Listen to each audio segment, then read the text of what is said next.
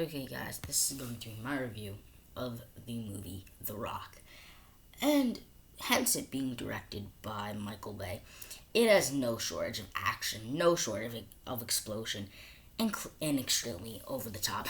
There was this one sequence where, like,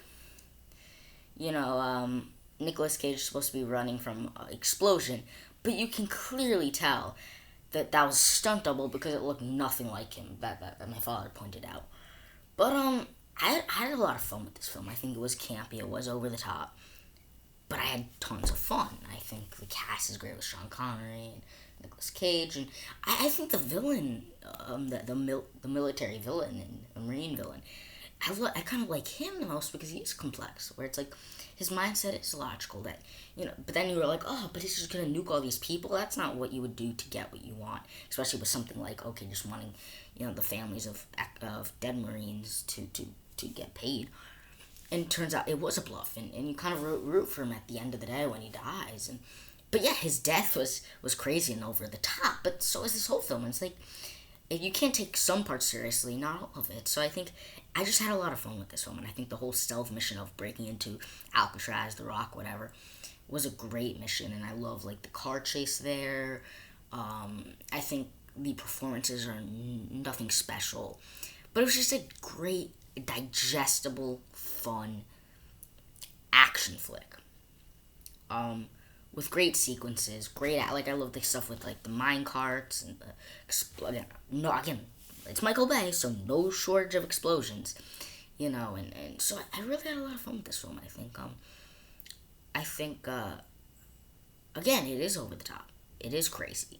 There is a lot of action sequences, but I'm an action connoisseur, and what separates this from Commando and from First Blood is that they don't really have that deep stories to them. But here, yes, it's like the hostage and you gotta do something about it. But I think there's the sense of it's not just Arnold Schwarzenegger going to the battle or Sylvester Stallone going to battle. It's the great chemistry between Sean Connery and Nicolas Cage, the humor, the great action sequences that I think are better than the action sequences in First Blood and Commando. And there is some sort of story to that, and there is more than just like, action. There is, heart to this. There is other dynamics between just throw at Sylvester Stallone in an action film, or throw Arnold Schwarzenegger in an action film. What this separates it apart is this is the FBI. This deals with the president.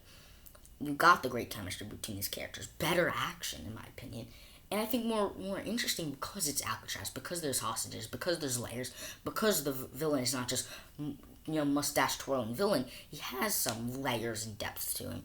I think it puts this better, and I think, again, it's not one of my favorite films. It's probably right in the middle of quarantine films that I've watched, because it's not amazing, it's not grand, it's not great, but it's just a digestible, fun action film that I think is great for the 90s, and I can very much make the comparison to an Armageddon film, also directed by Michael Bay, of just digestible, cheesy, fun action films that are just don't take themselves seriously, with great cast, with not great performances, but great chemistry and great stardom, star power. Especially here with like Sean Connery and Nicolas Cage. Two big stars of the '90s. Well, I mean, Sean Connery '60s, '70s, '80s, but like Nick Cage, like prime '90s. You know what I mean? So this was a digestible, fun film. Stay tuned for videos coming at you.